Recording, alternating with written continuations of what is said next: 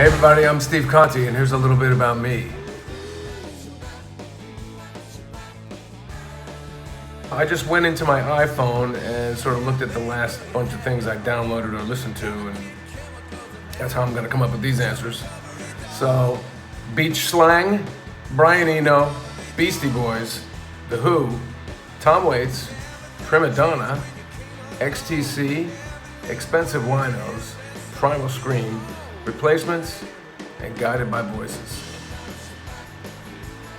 Not bad.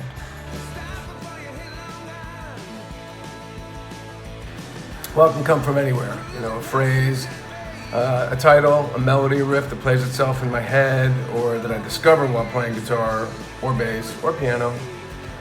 Sometimes the music is finished first, sometimes the lyrics. Best ones, of course, always come all at once, where you have the phrase, and the phrasing, and the melody, and you know what it means, and you know where it's going, and you also imagine the whole arrangement in your head. And you know, and again, some of those songs can be great done other ways too. I mean, I had my song "Bleed Together" from an album I did with my brother called The Contes.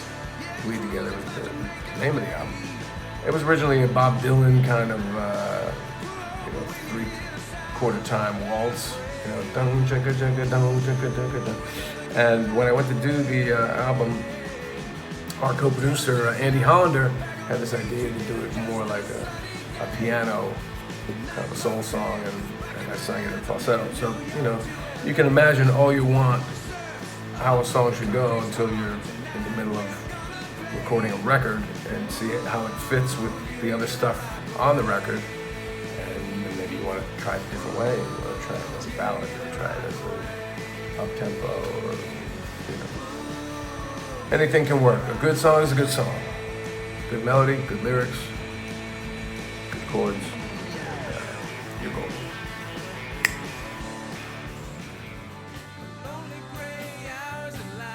My favorite song to perform, changes all the time, but right now I'm going to say Pills by Bo Diddley. I used to play it every night on stage with the Dolls, New York Dolls, of course, and it was always a blast, and I like the fact that I'm covering a Bo Diddley song. It's not a New York Dolls song, but the Dolls are sort of known for it, and when I play it live, I just go into a whole middle section where I kind of break it down, and I do a little back and forth with the audience with guitar playing, and it's always really fun. So if you ever see me live, scream out "Pills."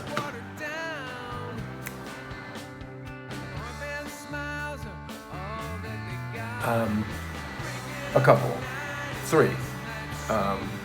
Rich Jones from the Black Halos, Michael Monroe, Ginger Wildheart, and other situations. We've written a lot of great songs together from Michael Monroe.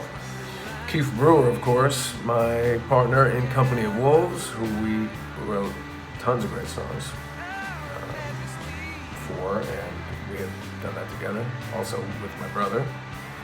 I'd have to include my brother in there as well, John Conte, and Sylvain, who was just, the creative heart and soul in the New York Dolls. And although, David Johansen wrote the lyrics to the songs that I wrote for the Dolls, it was the actual working out of chords and melodies and arrangement stuff with Sylvain that it stuck with me.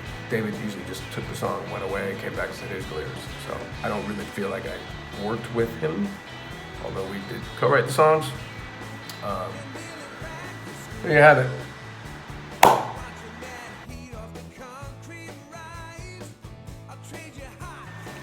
Discovering that those Beatles records that we had actually had other parts on them, because we had our home record player had one speaker and a turntable, and eventually we got a stereo with 2 speakers, and all of a sudden there was horns and there were strings, and what was coming out of of those Beatles records, the way they mixed them, they had the drums on one side, where the whole band would be on one side, and the strings and horns would be on the other side, and And sometimes we'd just be hearing the reverb coming from the voice. We're like, is there any singing on this song? But when we heard like the full mixes, I remember especially the Yellow Submarine album was a real eye opener to hear that one in stereo finally. So that was revelation, stereo.